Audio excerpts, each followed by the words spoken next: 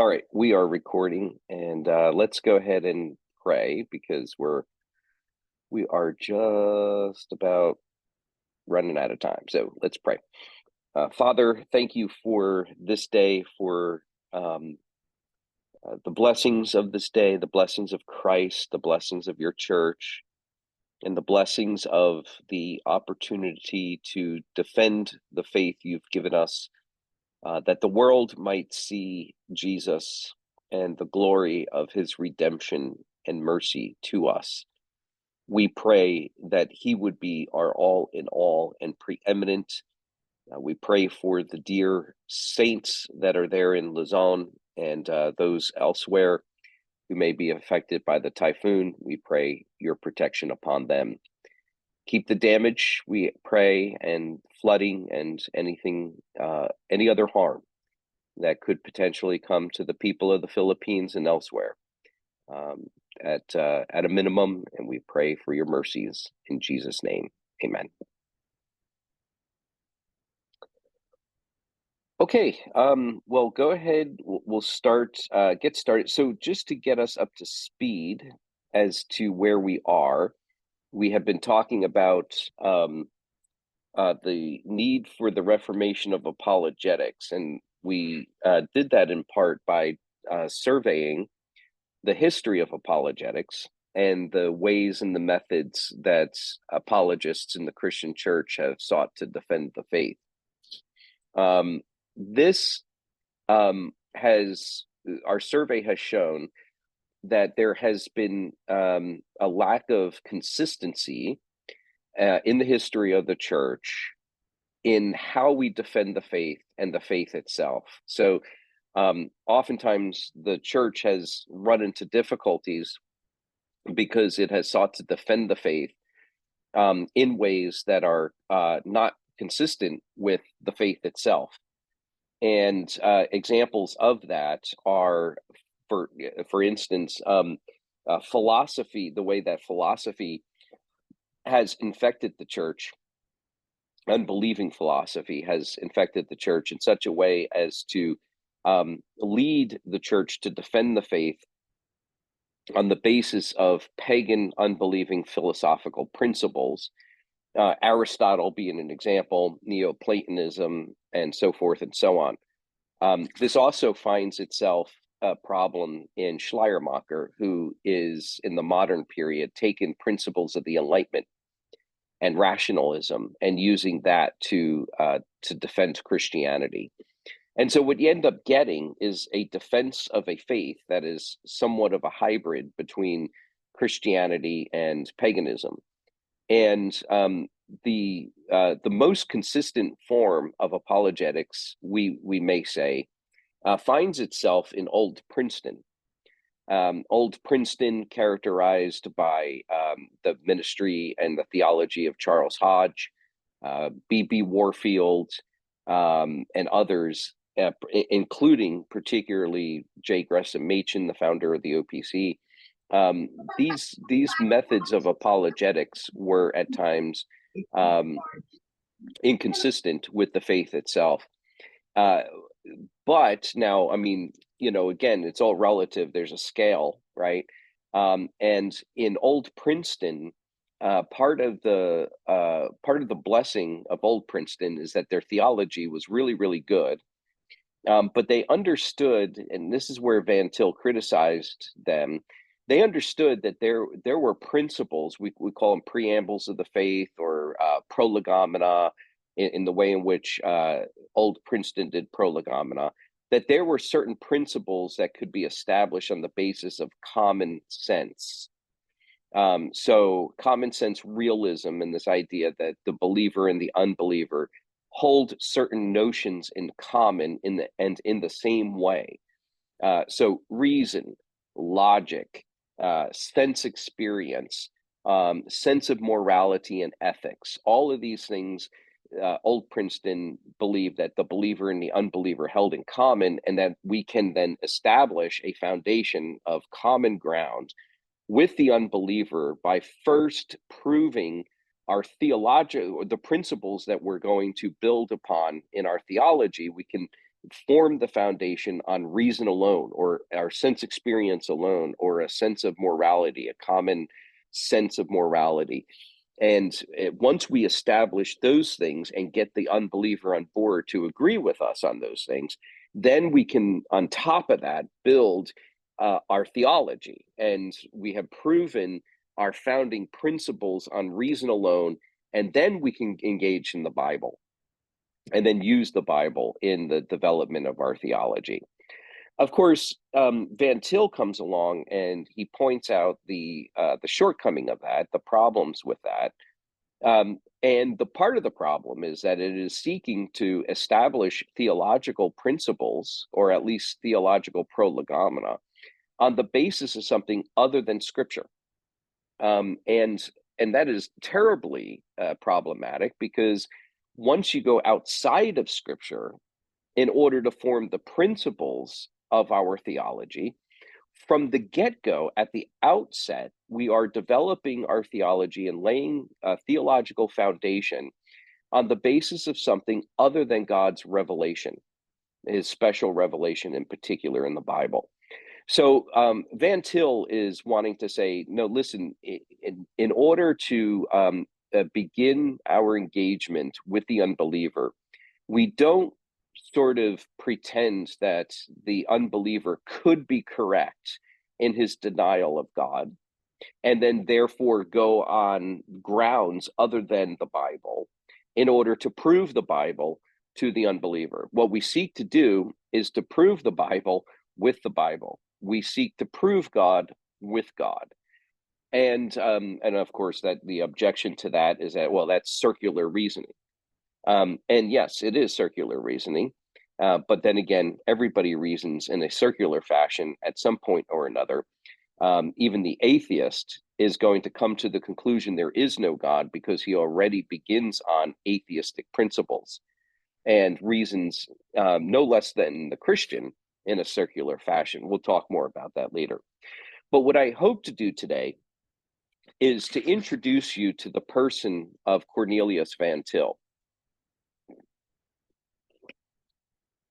And what I'm going to do, if you have your chat open, I'm going to drop some terms and dates and all of that in there just to help you follow along. But I'm going to go through just briefly, like for the rest of our time probably here today, I'll go through the life of Van Til and set things up for the key concepts. And that's really where we're going to camp out for the rest of the course, is the key principles and concepts of Reformed biblical apologetics. And but before we get there, I want to introduce you to the person of Van Til. Now, if you have, trying to think how to, I don't have two screens. I only have one. I have my notes, and then I have the Zoom. I want to keep track of the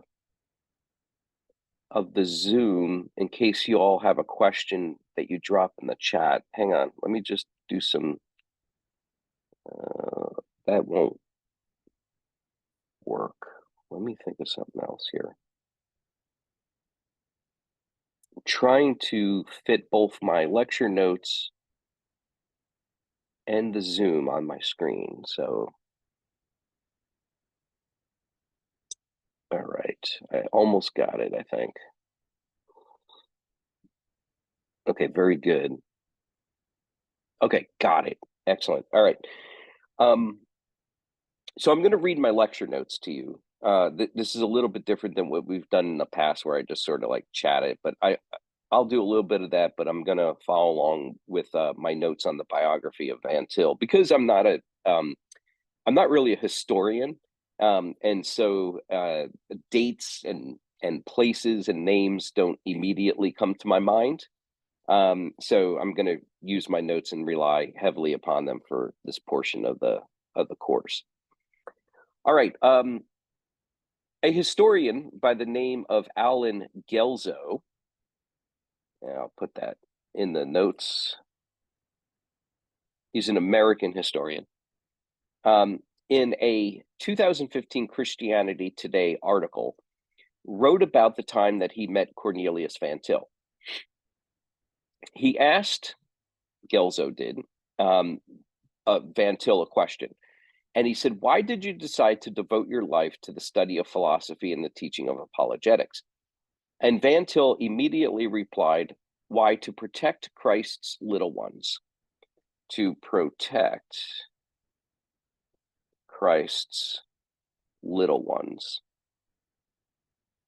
That's the quote that of Van Til that I want us to lead with here, particularly because it brings into view Van Til's pastoral heart, and also it brings into view the purpose of apologetics. Okay, we defend the faith to give glory to God first and foremost. Excuse me, but we also do it in order to defend the faith, in order that Christ's people might have their faith strengthened and built up to know that their faith is not wishing in a dream, but faith, particularly faith in Christ, has its focus upon reality itself, and particularly Christ as real. And Christ is real, particularly in his redeeming work for us, to know that what he did and the doctrines that he reveals in his scriptures are true, and they're meaningful and real for us. And so when Gelzo asked that question, and Van Til gives an answer, it is pastoral and not philosophical, you'll notice. Van Til was able to grapple with the most complex ideas. But at the heart of the man Van Til and his work in apologetics is a pastoral concern. He's a pastor before he's an academic or scholar. He's not a philosopher. He is a theologian pastor. And so I want us to bear that in mind as we move forward talking about the man. So Van Til, his nickname was Kees. I'll put that in the notes, Kees, Kees. And it's a Dutch word. He's born in 1895, May 3rd. And he's born in Holland. And he's born as the sixth child of 8 boys in the family. And it was a rural farming family that he was born into. His upbringing was a very pious, reformed home. Pious, reformed home. It was a home that had the church, the Reformed Church in the Netherlands, particularly, at its center. It was a church-centered life where the community of farmers gathered together each and every Lord's Day, a regular cadence of worship on the Lord's Day in church. The rest of the piety during the week, of course, is characterized by daily prayer and Bible reading at family meals. So his father would open the scriptures, read scripture, do catechism, and pray. Van Til, being raised in a Dutch Reformed church, began to attend a Christian school at the age of 5. Now, it was there in the Christian school that he began to learn the Heidelberg Catechism. And at the age of 10, Van Til moved with his family to America.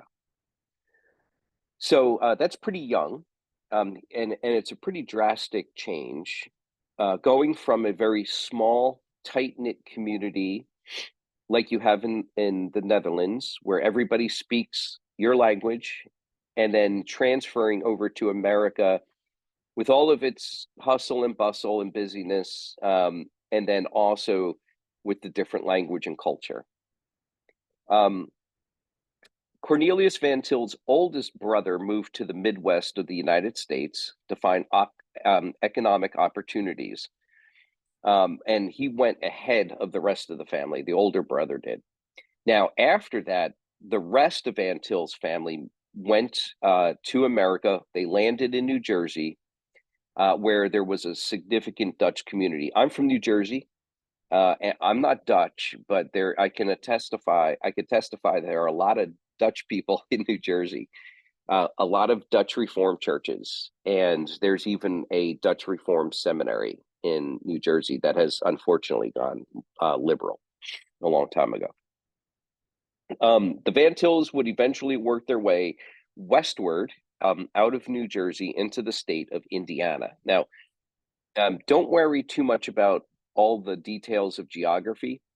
But if you have the syllabus I sent you, you can scroll down in the syllabus and you'll see some things about the life of Van Til. I have some maps and I have some pictures. Feel free to follow along or, look at those as I'm talking. Or you could call up Google Maps or whatever, and you can follow along on Google Maps in America. If you like, it's not important, but I'll make reference to some geography. It's there in Indiana that the family comes to and joins Munster Christian Reformed Church. It's a congregation of the Christian Reformed Churches of North America, the CRC. So y'all are familiar with the RCUS here in America, and you guys are, of course, familiar with the Pearl of the Orient Covenant Reformed churches there in the Philippines, and y'all have your ancestry in the CRC, okay, the Christian Reformed Church that Van Til grew up in. Unfortunately, as we know, the CRC has gone liberal for some time now already, which is quite unfortunate. But that's the mothership, that's the mother church, if you will, of the Pearl of the Orient. Okay, Van Til, like all of our covenant children, was not innocent of sin. He was known for shooting his neighbor's chickens with a slingshot and disrupting catechism class at church. So he was a naughty little boy, just like all of us. As Van Til grew older, his dad was eventually ordained as an elder in the CRC, and that was in 1908. Van Til's education was fairly typical for a Dutch Reformed family. He began at the local public school, but soon thereafter transitioned into the newly formed Munster Christian Reformed School and was among the first graduates from that school. It was around this time that he met his future wife, a farmer's daughter, whose name was Rena Klooster. So she comes from the Klooster family, which is a pretty prominent Dutch Reformed name here in the U.S. Her name, Rena Klooster. In 1914, Van Til enrolled at Calvin Prep School in Michigan. So that's a different state. It's close to, it's not real far from Indiana, but he would have had to travel some to get up there. And at Calvin Preparatory School, he began to have a sense of a call to the ministry. And this was the place where you would go to prepare to enter into Calvin Seminary. So Calvin Seminary and the prep school are both in Grand Rapids, Michigan. And I'll put the name of that town here. Grand Rapids.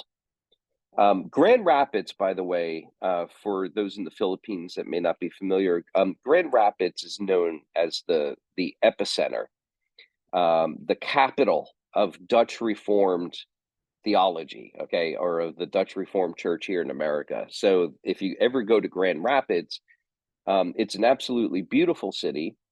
And it's beautiful in part because it's so influenced by the Dutch culture.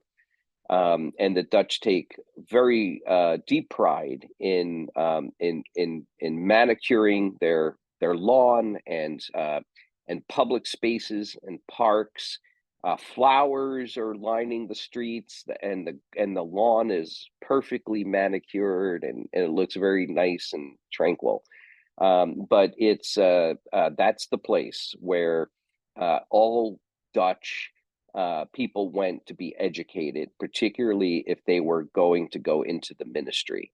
Okay, that's where you sent your Dutch boys to learn how to become ministers. Okay, while at college at Calvin at the prep school, which later would become known as Calvin College, while at college, Van Til was singularly devoted to his studies, except on the Lord's Day, of course. On the Lord's Day, while he was in college, he sat under the ministry of R.B. Kuyper, another prominent Dutch name, Kuyper. And Kuyper was his pastor, but later Kuyper would become his colleague at Westminster Seminary. Kuyper taught practical theology. Van Til taught apologetics at Westminster. But Van Til really looked up to Kuyper and referred to him as a prince of preachers. It was during this time that Van Til became an editor for the school newspaper, the Calvin College Chimes. He used this writing platform to urge his fellow students to be faithful to Christ as they prepare for serving their king in the ministry. He was very respectful of his teachers, but did write a protest when classical Homeric Greek became required instead of New Testament Koine Greek.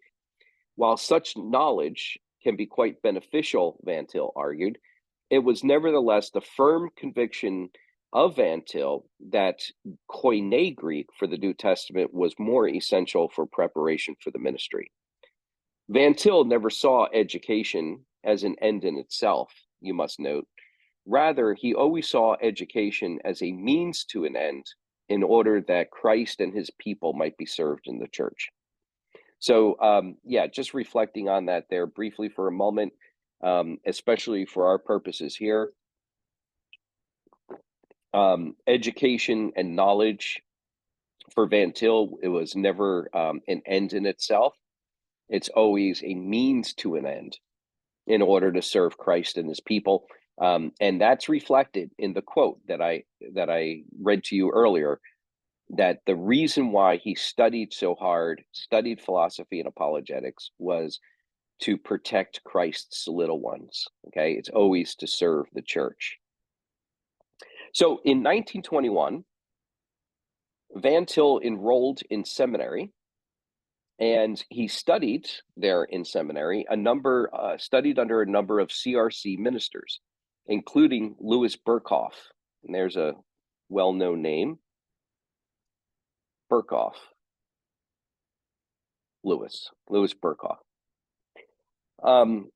Louis Berkhof, you might know, wrote a very substantial Reformed systematic theology, and very, very important systematic theology. If you have, I think there's PDF versions of it online that you can find somewhere, but grab Berkhof's systematic theology if you don't have one. It's very, very important. It was the textbook for training Reformed ministers for a long, long time. And it's a very, very helpful, useful book. It is quite large, but you will enjoy it and you'll benefit from it if you have it. Okay, it's there at Calvin Seminary that Van Til grew in his understanding of the faith, especially as he immersed himself in the writings of Herman Bavinck and Abraham Kuyper. Bavinck and Kuyper were two well-known Dutch Reformed theologians, studying and teaching and writing back at home from Van Til's perspective in the Netherlands. Now, Van Til actually didn't stay very long at the seminary of the CRC in Grand Rapids. Let me just back up for a second here and just underscore the fact that Bavinck's or Van Til's earliest influences theologically are Berkhof, Berkhof, Bavinck, and Kuyper. Okay, so if you want to know where Van Til gets his theology from, it's from those three guys. First of all, there are other influences later, but first and foremost, Berkhof, Bavinck, and Kuyper. Now, in the CRC, a controversy arose in 1922 over one of the seminary's Old Testament professors, a guy by the name of Ralph Jansen or Janssen. Janssen was accused of teaching a liberal approach to the Old Testament, and he was eventually defrocked. Now, Van Til was not happy with the way that the seminary and the synod handled the case against Janssen. And not that Van Til was sympathetic with Janssen's theology, but he didn't like the way that Janssen was treated. He didn't think he got a fair trial. And so, being pretty upset, Van Til left the seminary in Grand Rapids, and he went to Princeton, New Jersey, where he would enroll in the PCUSA's seminary, Princeton Theological Seminary. So,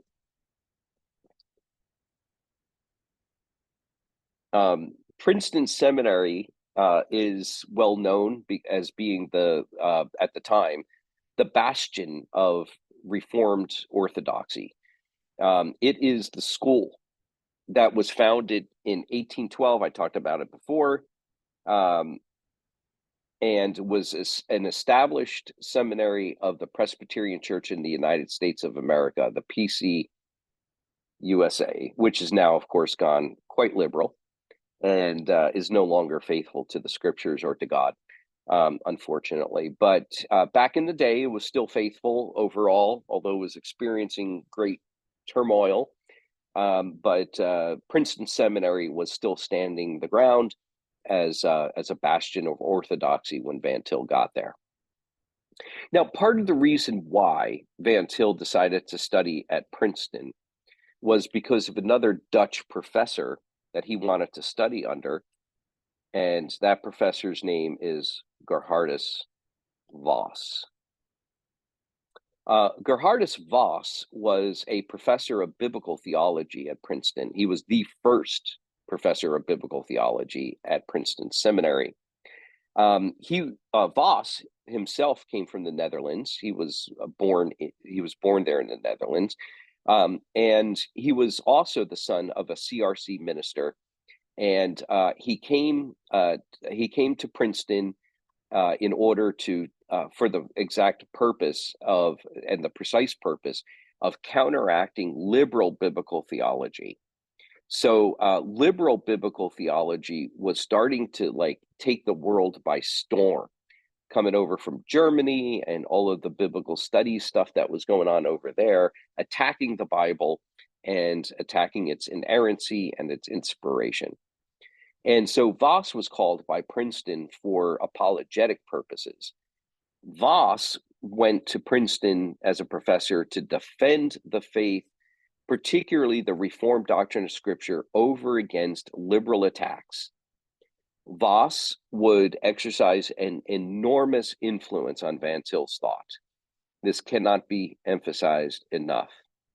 In fact, while Van Til stood on the shoulders of many giants of the faith, there is no single theologian who exercised more influence over Van Til than Geerhardus Vos. Vos was his mentor, teacher, and friend, and inspired Van Til to become a protector of Christ's little ones. So if you want to know, so early on in Van Til's training, of course, it's Berkhof, Bavinck, and Kuyper who are most influential, but later on, towards the end of his intellectual, his I should say academic training, it's Vos who becomes the most prominent voice in Van Til's life.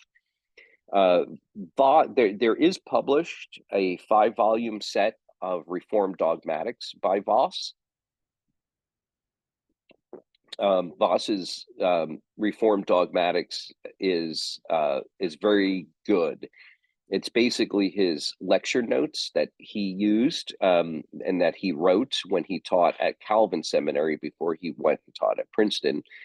And it is, so it's his younger writings, and it's not his most mature thought, but it is, for a young man, the level of mastery of Reformed dogma is breathtaking. It's worth your reading and having on your shelf. And if you really want to understand Van Til, Vos is the one that stands behind how Van Til thinks theologically. Now, Van Til's time at Princeton was met with much success. For example, he received an award for a paper he wrote. And even then, as a ministerial student, he showed acumen in analyzing unbelieving philosophical systems and showing how the Christian faith provides a better and more logically consistent way. In fact, Christianity provides the only logically consistent way to think about the world and everything in it. In 1926,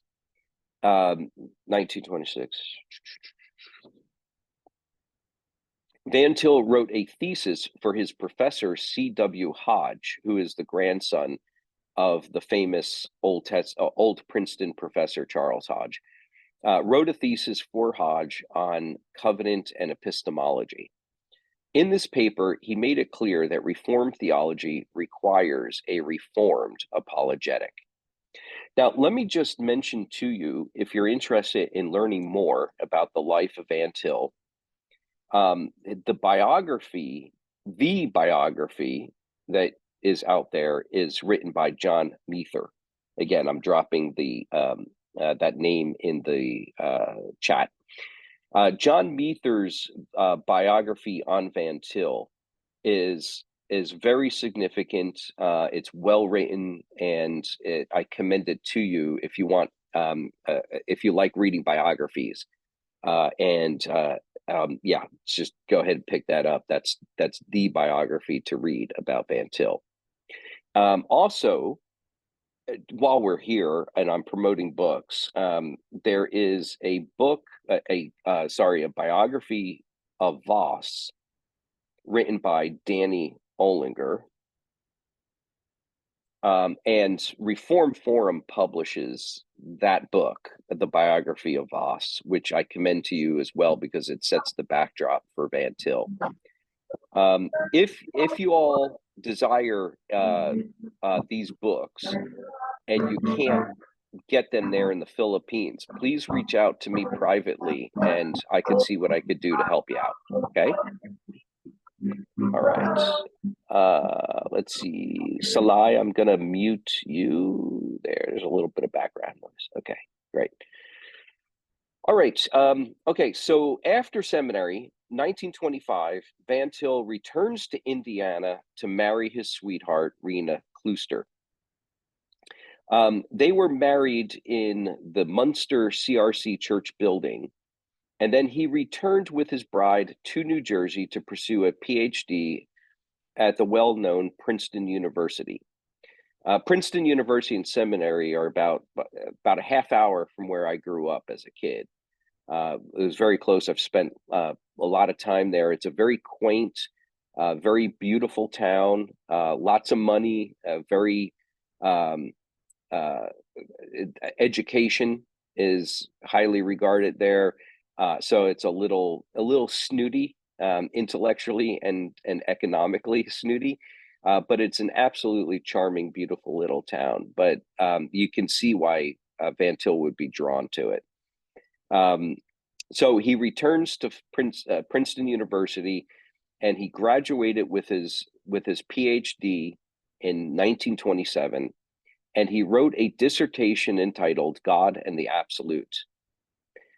Just a word about the dissertation, God and the Absolute. Van Til did his studies at Princeton under an idealist philosopher. Idealism is a particular form of philosophy that really took the world by storm in the modern period, culminating in the early 20th century. And idealism has, of course, an unbelieving base to it. And Van Til wrote his dissertation to show how idealism ultimately cannot stand.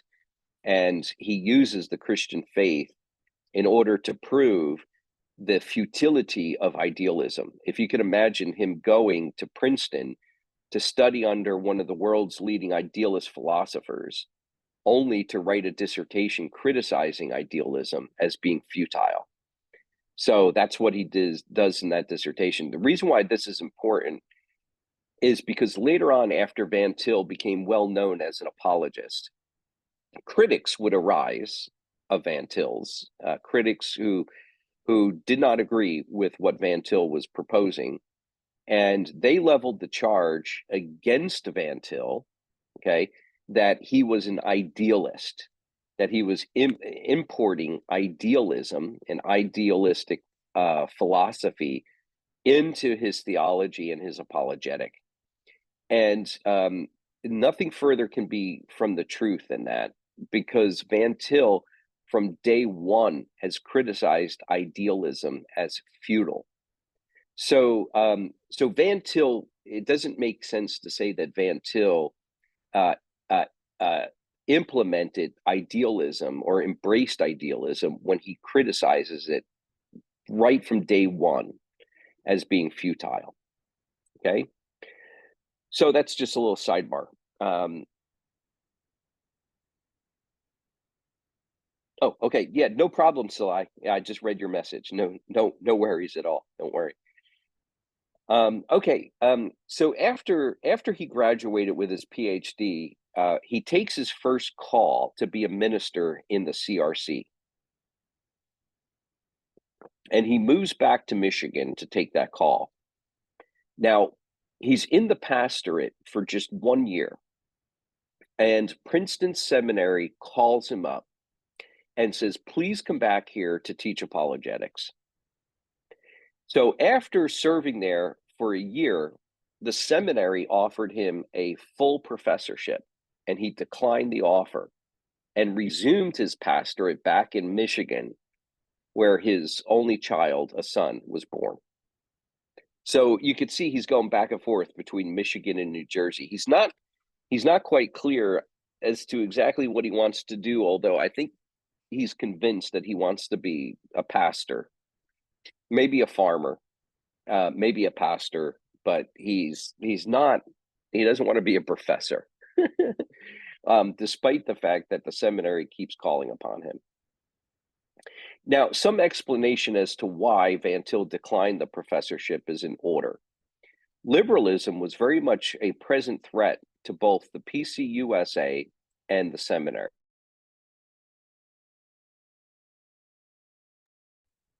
Excuse me. The board at Princeton was reorganized at the seminary, Princeton Seminary. And again, just in your mind, keep a distinction between the seminary and the university. They're not the same thing.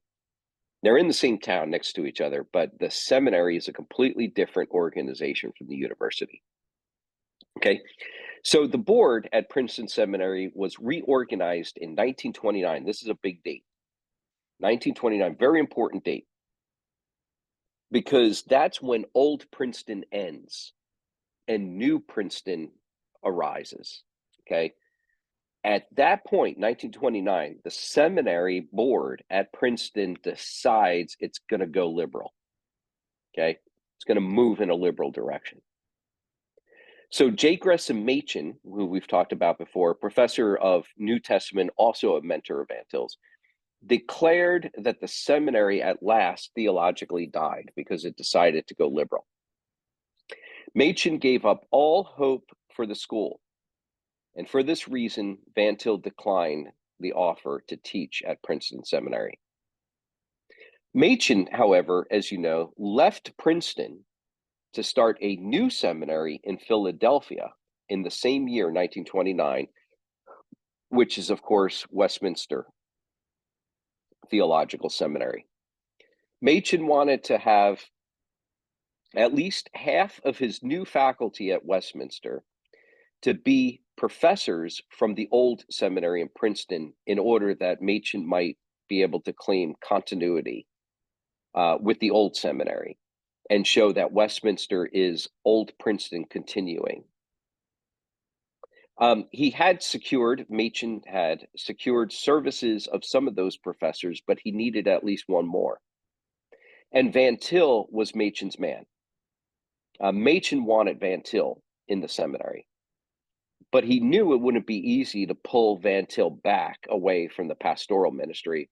So for 3 months, Machen hounded Van Til with letter after letter after letter to try to get him to come to the school. After finally taking a trip to Michigan, Machen gets on a train in Philadelphia, and he takes the train to Michigan in order that he might have a face-to-face confrontation with Van Til, to basically beg him to come and teach at the new seminary, Westminster. And finally, Van Til concedes. And he agrees that in 1930, he will go to Westminster in Philadelphia to teach apologetics. Now, in the early days of his time at Westminster, Van Til rolled out a continuous line of attacks on his former employer, Princeton Seminary. He criticized the seminary for its commitment to non-reformed views. He pointed out time and again the influence of neo-orthodoxy. Talked about this before.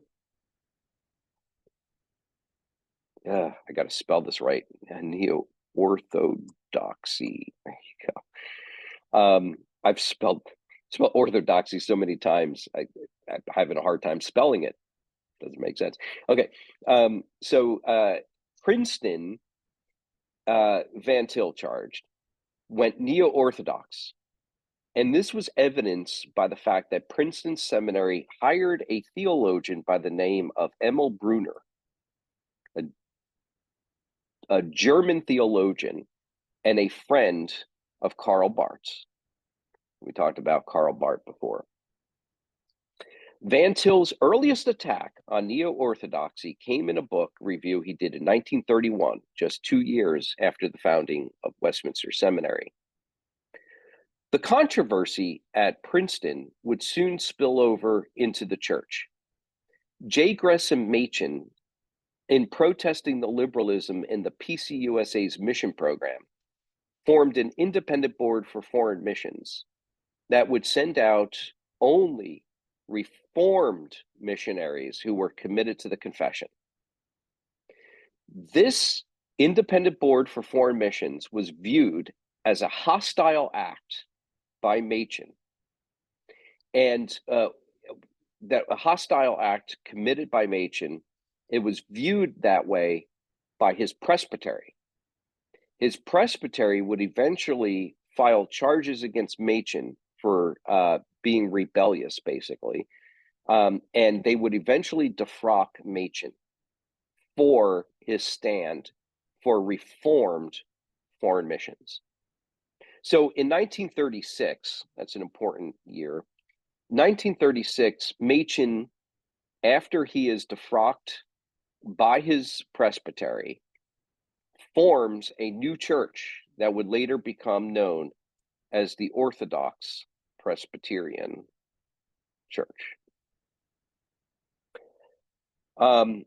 It wasn't originally called the Orthodox Presbyterian Church. It was originally called the Presbyterian Church of America, but it had to be renamed that later because the old liberal denomination sued the new denomination for having a name that was too similar to theirs. So the new denomination had to change its name, and it would eventually change its name to Orthodox Presbyterian Church. And Van Til would immediately join Machen in the cause of the Orthodox Presbyterian Church, and Van Til transferred his ministerial credentials to the OPC. And that's where Van Til would spend the rest of his life, in the OPC. He was from that point on, a lifelong ministerial member of the OPC. All right. Controversy, both within and outside the church, would mark Van Til's years as a professor and a minister. We are unfortunately unable to delve into great detail on all of these controversies, though we will dive a little deeper in further lectures. But for our purposes, we'll simply highlight several opponents against whom Van Til exercised his gift of polemics. You remember we talked about polemics and how they are similar and different, both similar and different from the idea of apologetics. Polemics is, just to recall, is an attempt to defend the faith from within Christianity. Okay, so you're arguing to say, no, that theological proposition is wrong. This theological proposition is correct. Okay, that's polemics. Now, so we'll look at these polemics under three headings. The first will be Van Til's conflict with the philosopher Gordon Clark. The second will be a debate with men in the CRC over the doctrine of common grace. And the third will be his critique of Karl Barth. So three controversies, and the one has to do with Gordon Clark. The second has to do with the doctrine of common grace. And the third has to do with the theologian Karl Barth. Okay. Just all right. We talked about, in my lecture notes, I talk a little bit here about polemics and the importance of polemics. I'm not going to repeat all of that here, but basically, polemics is used to pristinize, if you will, to purify the Christian faith and Christian doctrine. Okay, it's the way that we expose error in Christian theology and excise the error, and then bring in orthodox truth. Okay, polemics is very important. A head-to-head disagreement between Christians, what it tends to do is it refines the faith as theologians rub up against each other, and they debate each other, and they have a theological sparring match. As iron sharpens iron, polemics, when done well and correctly, brings about a pure form or expression of Christianity. So Van Til did not shy from controversy within the church. In order to protect Christ's little ones, he believed that he had to point out error in Christian thinkers and to assert the Reformed faith again and again in the place of this error. And in this regard, Van Til spared no one, not even the men whom he admired and respected the most. Okay. This is Van Til's character, and I think we have a lot that we can learn from it.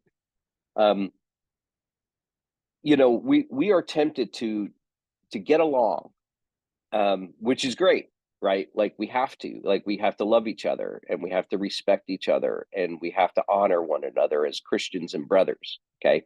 But sometimes that means that we have to have a hard conversation with each other. And it means that we have to sometimes say, no, brother, what you're saying is wrong. It's not faithful to the scriptures. It's not faithful to the confession. It's not faithful to our faith.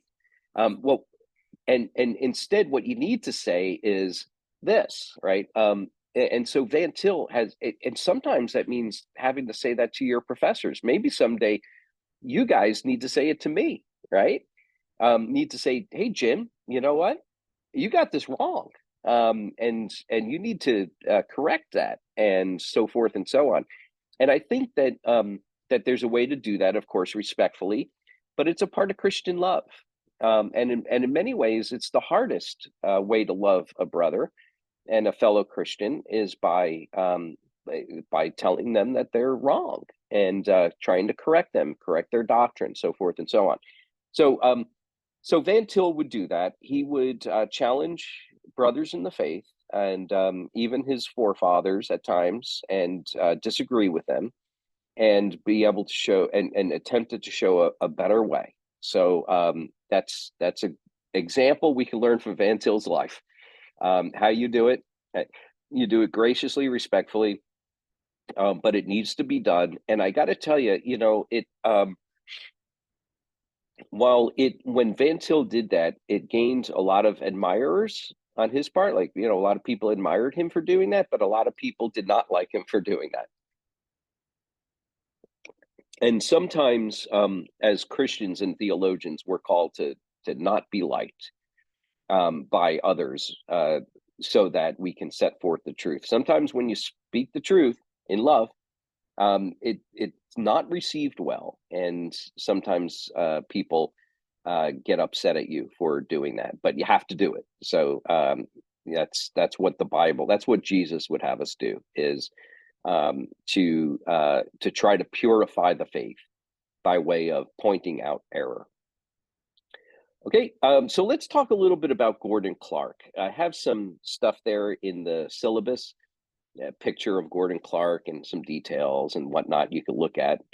But Gordon Clark, he is born in 1902 and he dies in 1985 when I was 11 years old. So Gordon Clark was a ruling elder in the OPC, and he was a philosophy professor at Wheaton College. And he was there at Wheaton when controversy broke out. But the historical backdrop of the controversy in the OPC begins in 1940 at Wheaton College. So I'll pop the name there, Wheaton College. I'll be there actually, Lord willing, in October. But Wheaton, Illinois. It's outside Chicago. Wheaton. At Wheaton College, J. Oliver Buswell, who was a conservative Presbyterian, was the president of the college. Now, as the president of the college, he was eventually fired by the board because they didn't like his Calvinism. His firing, the fact that Buswell was fired, meant that a very uncertain future would be at the college for Calvinists like Gordon Clark. In fact, he would eventually be forced out of Wheaton just as Buswell was. Clark then desired to receive a call in the pastorate in the OPC in 1944. And you'll realize in a moment why all of this is important. So he wanted to get a call in 1944, and that summer of 1944, the Presbytery of Philadelphia, the OPC, licensed and then ordained him. That was controversial. Subsequent to his ordination, several ministers in the Presbytery of Philadelphia lodged a complaint against the presbytery's actions to ordain. Now, part of the complaint had to do with just procedure. The presbytery didn't do it right. The complaints didn't believe that the presbytery. The complaints believed that the presbytery erred in the process, but it was more than just an error of process that was alleged. Alleged also was a problem theological. And those who complained brought up the matter of Clark's views on the nature of faith and the knowledge of God. So, two issues: faith, the nature of faith, and the nature of the knowledge of God. Okay. Brothers, I just need to take about a 1-minute break. I'll be right back. Don't go anywhere. It won't be long. I'll be right back unless you need to take a break too.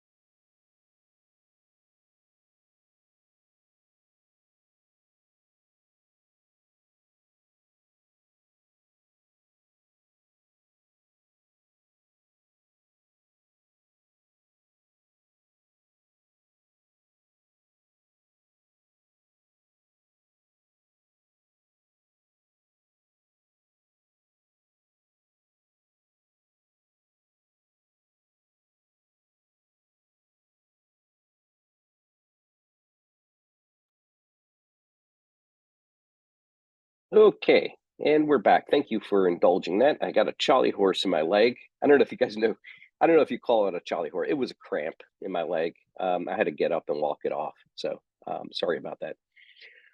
Okay, back to Gordon Clark. So trying to don't get bogged down in the detail. I'm giving you a lot of detail about all of this, but you need to know that at the end of the day, the General Assembly of the OPC upheld the complaint about procedure. Though it didn't, the General Assembly said nothing about the theological issues. But the General Assembly did form a study committee which studied the issue for the next several years of faith and the knowledge of God. The presbytery acknowledged its procedural error, but with all of that, Clark took a professorship at Butler University and eventually left the OPC. So what happened was all of this controversy blew up. The General Assembly formed a committee to study basically Clark's doctrine of faith and the knowledge of God. And eventually, he would have been able to continue in his pastorate, but he basically got sick of the whole thing, all of the controversy, and he's like, forget it. So he left the OPC, he took a professorship as a professor of philosophy at Butler University, and he just left. Now, that is the background of the history of the debate. Let us now turn to the theological issues themselves. In short, the controversy had to do with Clark's understanding of the knowledge of God. It also had to do with his understanding of faith. We'll talk about that more later, but about the knowledge of God. It all began when Van Til sought Clark's feedback on a syllabus that Van Til, wrote for a class on metaphysics. Clark said that humans can and should pursue comprehension of the knowledge of God. Van Til countered by saying, we cannot comprehend the knowledge of God. Clark retorted that while we can never become God, we can comprehend God's knowledge as God knows it. Van Til noted, however, that this was quite impossible given the fact that God's knowledge and his being are coextensive. So in other words, if God's being is eternal and infinite, so is his knowledge. God's knowledge then is as infinite and eternal as is his being. And the being of God is qualitatively different than our being. Let me unpack that for a second. Van Til is saying, with the Reformed tradition, that the knowledge of God is not just more quantitatively than ours, but it is different than ours qualitatively altogether. Altogether different. In other words, said Van Til, if we are to comprehend God's knowledge, our minds would have to become divine. We would have to become God, in fact, in order to comprehend the knowledge of God. Van Til concluded then that Clark's argument led to a violation of the creator-creature distinction, because Clark indicated that our mind and God's mind can overlap at some point in order to comprehend it.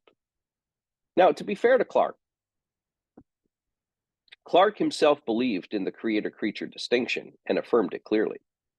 Van Til's contention, however, was that despite Clark's affirmation of the creator-creature distinction, his identifying the knowledge of God with the knowledge of man at any point amounted to undoing the very creator-creature distinction that Clark affirmed. So let me just take a moment here and talk about this for a second, okay? This happens all the time. When evaluating the thought or the theology of another person, what they affirm on the one hand can sometimes be undone by what they affirm on the other, and they don't see the connection between the two. That happens all the time, right? I affirm the creator-creature distinction, right? I believe in that. And then I go on to articulate my theology in such a way that it actually violates, if true, would violate the creator-creature distinction. And so Van Til said, look, I know that Gordon Clark affirms the creator-creature distinction, but when he talks about comprehending the knowledge of God as if God were not incomprehensible, but comprehensible, Van Til is saying, you are raising your mind up to match the level and the kind of knowledge that God has. And you can't do that, because if you do that, and if what you said were true, which it's not, then the creator and the creature would become one. And you can't have that. You always have to have a creator-creature distinction. Now, in addition, Clark and Van Til disagreed on the nature of faith. Clark argued that faith is a bare intellectual assent to the revelation of God. Van Til countered that faith included other faculties of the regenerate person as well, including trust and love of God. Without these things, Van Til concluded, there can be no true biblical faith. And there, Van Til is absolutely on reformed grounds. Van Til is absolutely correct on that issue. Faith, for Rome, faith was a mere intellectual assent to the teachings of the church. And the reformers came along and said, it's not merely intellectual, and it's certainly not a blind faith that just sort of assents to what the church says. But true biblical faith is not only assent to the knowledge of the gospel, but it is trust in the gospel for one's own salvation. And it is personal in its love and affection for God. So faith includes all of those things. And Clark was saying was just intellectual. Van Til is saying, no, that's wrong. Now, just a few words by way of summary concerning this controversy with Gordon Clark. First, we must keep in mind that Van Til actually played a very small role in the controversy. He did sign the complaint that we talked about, but he did not engage in debate on the floor, either at Presbytery or the General Assembly. He also never served on the study committee that was committed to studying the theological issues. Second, Van Til and Clark, while at odds theologically, were not personally at odds. Clark spent time in Van Til's home. They exchanged letters, expressing affection and respect for each other. And third, the whole controversy pointed up a greater rift within the denomination. Would the OPC, following Clark, become a rationalist and broadly evangelical denomination? Or would it strengthen itself in its distinctly reformed convictions, particularly on the nature of God and of his knowledge? From Van Til's perspective, Clark and his supporters, and evangelicalism more generally, allowed views pertaining to epistemology. We've talked about that before. Epistemology just means the theory of knowledge, how we know things. Would the OPC tolerate epistemology that is inspired by Roman Catholicism and Arminianism rather than Reformed theology? Clark's failure to consistently apply the creator-creature distinction to the area of knowledge and the knowledge of God was for Van Til reflective of Arminian optimism, which minimizes the noetic effects of sin on the human mind. We've talked about that before. Noetic effects of sin. Okay, remember, the Reformed doctrine of total depravity says that sin affects every area of the human life, including our knowledge and our use of logic and reasoning. That is not a neutral area untouched by sin that can be tapped into simply by both believer and unbeliever. But that was Clark's contention. and while Clarke was not an Arminian and he was not a Roman Catholic, he nevertheless takes Roman Catholic and Arminian ideas, even if unconscious about it, and he applies those ideas to his epistemology. And Van Til is saying, you can't do that. You can't do that. Because if you do, the logical conclusion of what you are saying is that you will violate the creator-creature distinction. And even though Clarke affirmed it, his epistemology leads to the demise of the creator-creature distinction, in which case you only have left paganism. Okay, that's Clarke on the doctrine of God. And all of this is important because it is the creator-creature distinction that will inform, perhaps most importantly than anything else, Van Til's approach to apologetics, and it should inform our approach to apologetics, because when it does, it will result in a faithful apologetic that is consistent with Reformed theology. Okay, any questions, comments?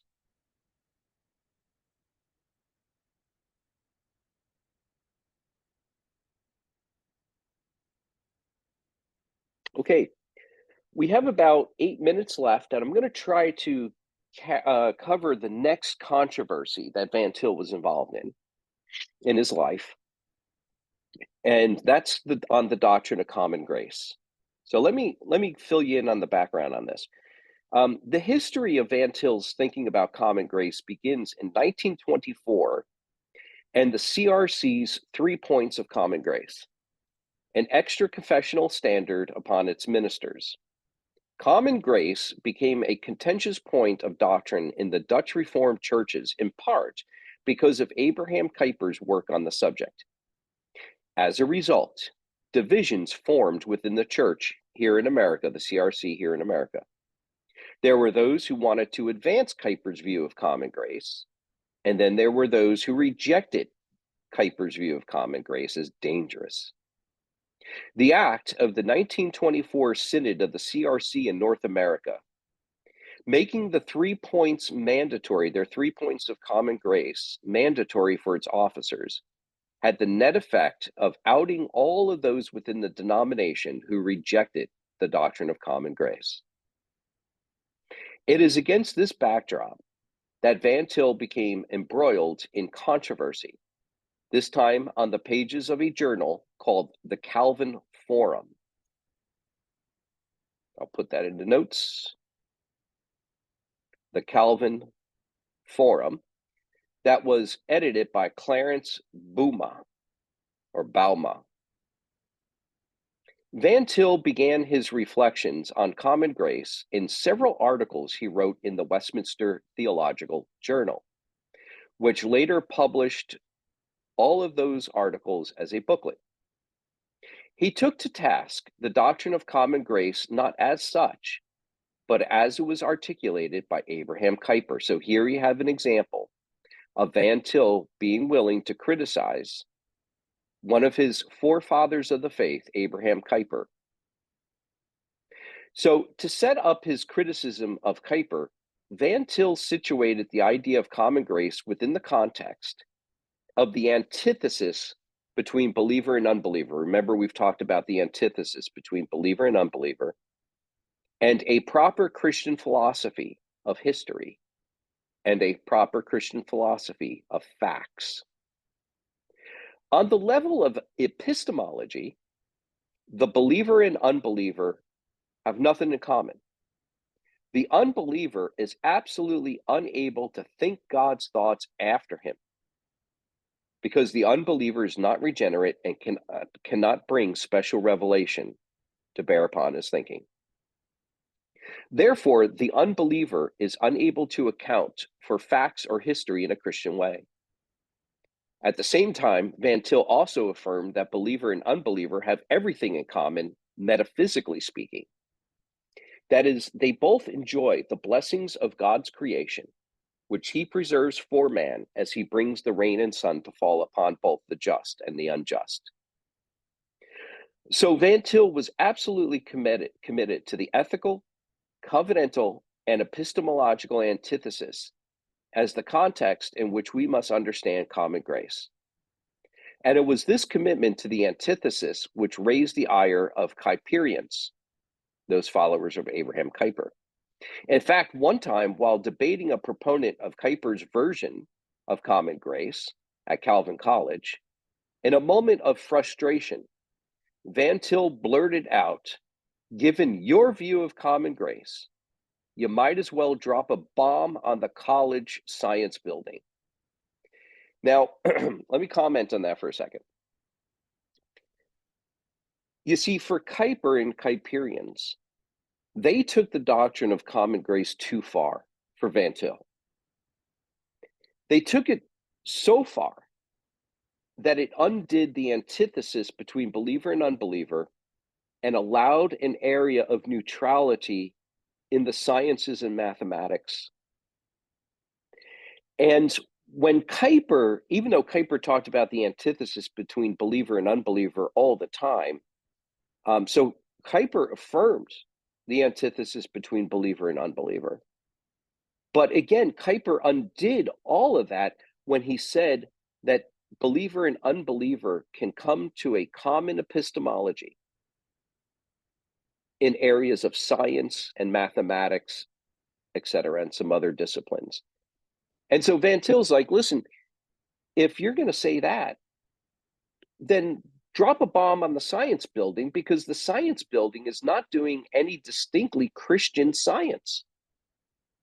It's doing pagan science because it's doing science in such a way that it assumes that the unbeliever has true, that has real and right true knowledge of true things. And so he criticized, as he went on to do, Abraham Kuyper and those who affirmed his doctrine, Kuyper's doctrine of common grace. Now, on the other hand, Van Til also disagreed with those who denied common grace. So you see what Van Til's doing here, right? Van Til wants to affirm the doctrine of common grace, but not affirm it in the way in which it was articulated by Kuyper and his followers. So, but on the other hand, he also disagreed with those who denied common grace. So the common grace controversy in the CRC brought a split between those who affirmed a Kuyperian version of common grace and then those who denied common grace altogether. Those who denied common grace altogether were led by a man by the name of Herman Hoeksema. And for our purposes, it's not, his name is not really important, but I'm going to drop it in there anyway. And Van Til turned around. Once he criticizes the Kuyperians, he then turns around and he criticizes Hoeksema and his followers who denied common grace.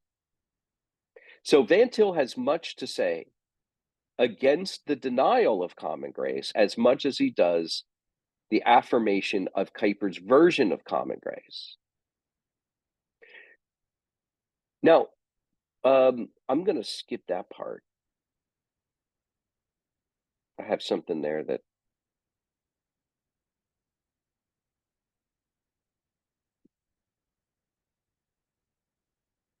yeah, okay. Yeah, so basically for our purposes, that's what Van Til does. And then he eventually publishes a book. If you have it, read it. If you've read it, read it again. But the book is called Common Grace in the Gospel.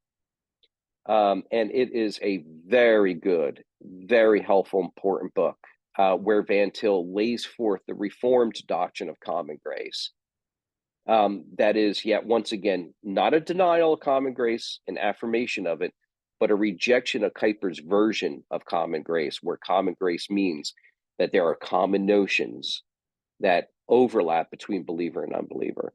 Okay, so Van Til is wanting to say, no, believer and unbeliever remain epistemologically in antithesis to each other because they cannot think God, because the unbeliever cannot think God's thoughts after him because of sin and total corruption, total depravity.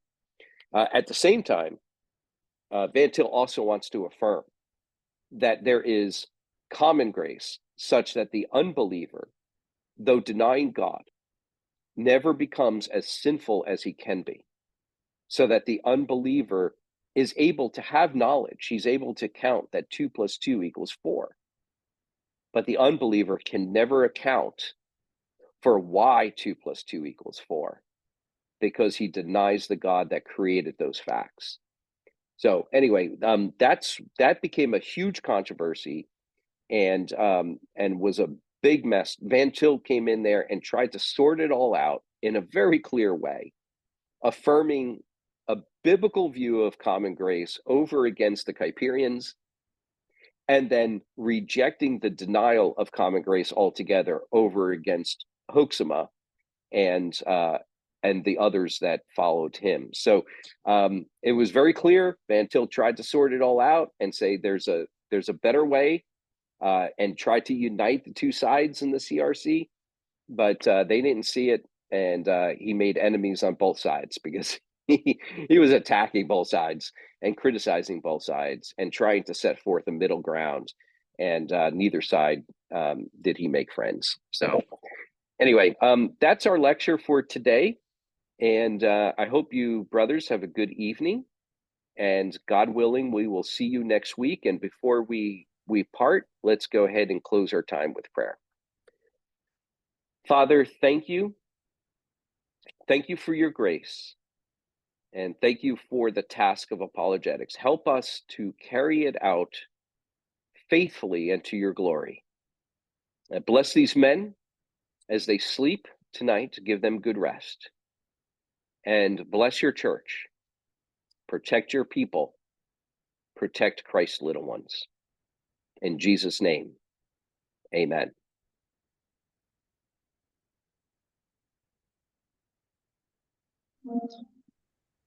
Good night, y'all. Thank you. Good night. Thank you. Thank you. Bye-bye, everyone. Bye. Be safe, everyone. Bye-bye.